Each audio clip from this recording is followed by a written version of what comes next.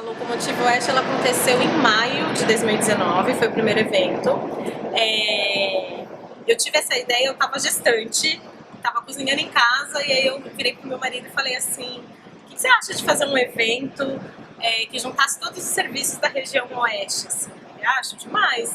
Aí na época eu falei com a Juliana, que trabalhava no SEDES, que hoje ela é assistente social no CAPS IJ da Lapa, a Simone, que trabalhava no CAPS AD Leopoldina, e a Laila, que trabalhava no CAPS Adulto de Perdizes. Eu fui muito pelas pessoas por quem eu tinha uma relação de amizade, de afeto, pra gente começar essa conversa. E aí a primeira reunião aconteceu no CAPS Adulto da Lapa. A Simone levou o Wesley na época, que era o oficineiro. E aí a gente começou a discutir e pensar no formato do que se tornou a Locomotiva, né? E aí hoje eu vim com essa camiseta, que foi da primeira edição do Locomotiva Oeste. Trilhos loucos pela liberdade. Isso.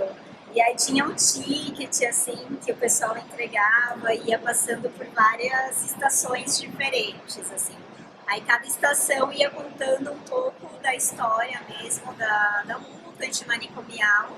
E cada estação, um serviço era responsável por trazer também alguma atividade, alguma intervenção.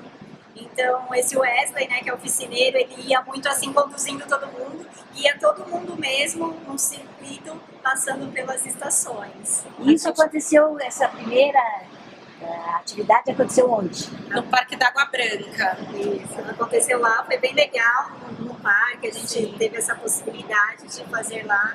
Foi bem cheio, né, bem movimentado. Cada pergolado era uma estação, né? Então a gente passava pela estação da loucura, das mulheres, pelo encarceramento, né? A gente teve uma roda de conversa com o Miliano na época, a gente teve dança circular.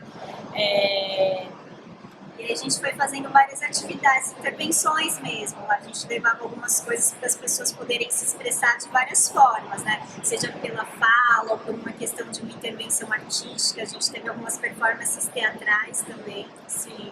E aí foi interessante porque aí não ficou também só o pessoal da área da saúde.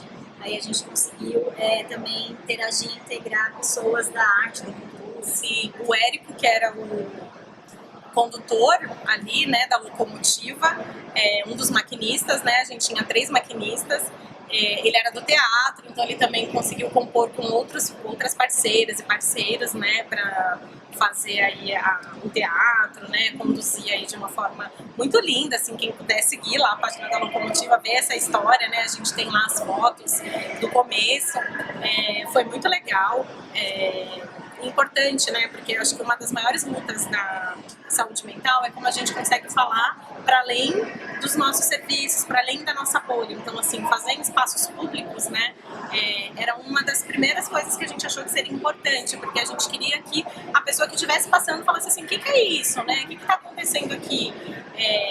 E a gente pudesse levar o trabalho da saúde mental, o trabalho do CAPS, né, porque a gente acha que ele é muito conhecido, mas ele ainda não é muito conhecido, né? A gente faz um trabalho de território que a gente aborda as pessoas para falar sobre CAPS, falar sobre saúde mental, e a maioria das pessoas nunca ouviram falar, né? Então, eu acho que um trabalho também da Locomotiva da gente poder ampliar aí, né, as pessoas, o conhecimento em relação à saúde mental e aos centros de atenções psicossociais, né?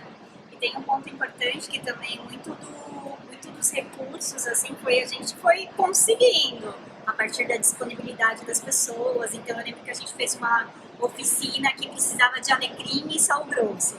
E aí foi na época o bisavô da minha neta que plantava alecrim. Ele falou: não, pode levar. Ele tinha uma árvore enorme de alecrim. Aí a gente foi lá na casa dele, ele mesmo coletou assim. E a gente levou, sobrou, lembro, um monte de alecrim. Tinha muita gente, mas tinha muito alecrim, então deu super certo. Sim. E aí foi passando assim para todo mundo.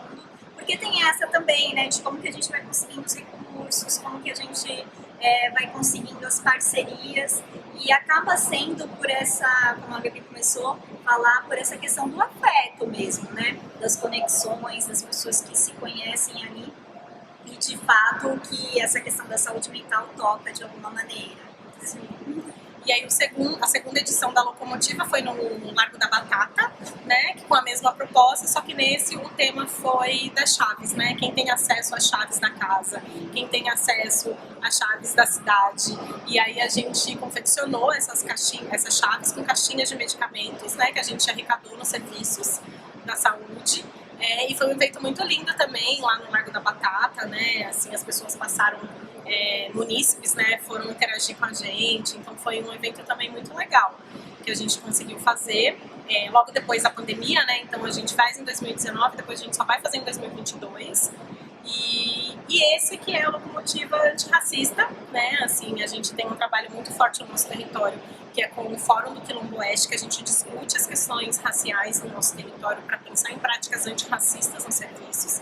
E aí a Simone falou, eu acho que tem tudo a ver a gente falar sobre a Locomotiva esse ano antirracista, né, fazer um link aí com o que a gente vem trabalhando há muito tempo no fórum, né.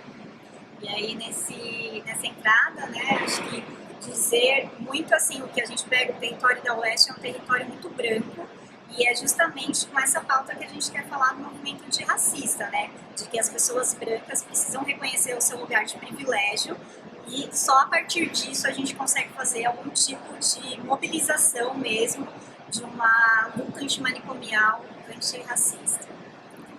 Acho que é isso.